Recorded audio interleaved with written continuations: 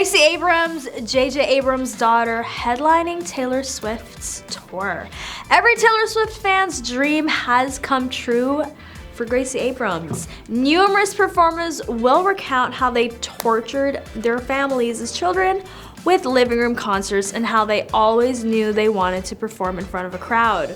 But there's no such performer in Gracie Abrams. The 23-year-old has never been comfortable performing in public, to the point where it nearly prevented her from pursuing music. From her home in LA, Abrams says via Zoom, "I actively avoided it for sure, and I believe that's why, even when I was younger, I didn't believe in getting feedback from strangers on song clips because I didn't want to perform in front of an audience live.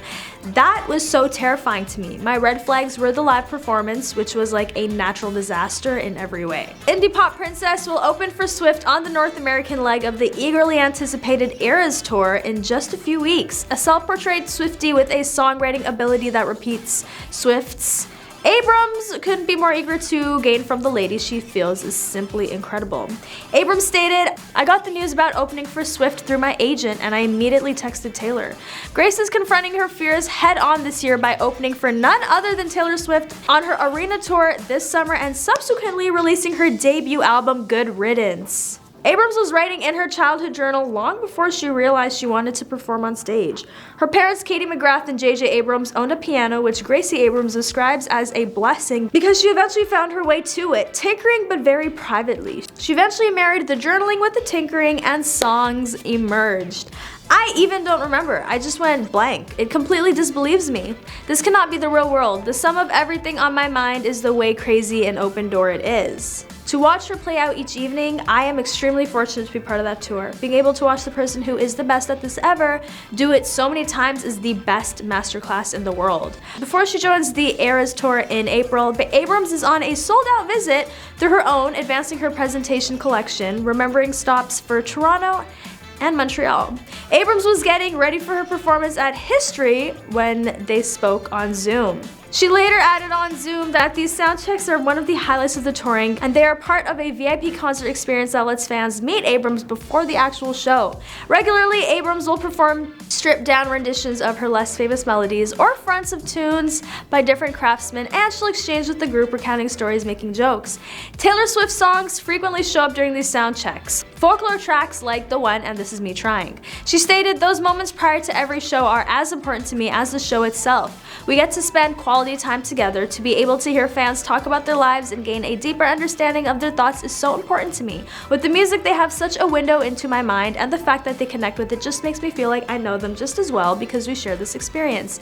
Additionally, connect with their music. Abrams' EP, This Is the Very Thing That It Seems Like, and presently her presentation collection are wildly private windows into Abrams' introspections and instabilities. Her songs are brooding and seductive, conversational and confessional.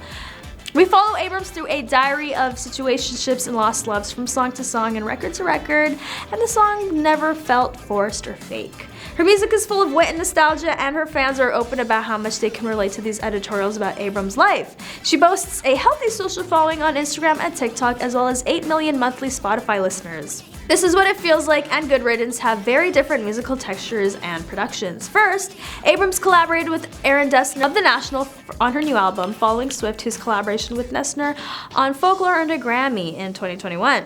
Abrams stated, "When Aaron and I work together, it feels like things just appear out of thin air. The choices we make in terms of production really emphasize the emotion underlying the lyrics, making it feel almost all at once." Abrams stated that Dessner's meeting came about by chance. She laughed and said, "We have the same attorney. We used FaceTime for a brief period of time once, and I remember feeling so at ease immediately. A year later, he contacted me and requested that I visit Long Pond, a recording studio in the Hudson Valley, New York. So I did, and that was when we first really met. I spent a week there. Good Riddance was the end product. You can hear Dessner's effect on the collection, complex percussion, delicate vocal production, and a lot of reverb make up the complex synthesizers. Reverberations of Swiss folklore and Evermore appear through tracks like Amelie and Faultline." Oh, it also makes sense, Abrams stated. "I feel like I'm in my folklore era right now," stating that she's been at peace internally recently. Love to see it, Gracie. Abrams will spend the next few months with Swift and her team on the Eras tour, which she is beyond thrilled about. She says, "I'm just trying to keep my mouth shut and keep my head down, except when I'm yelling her lyrics."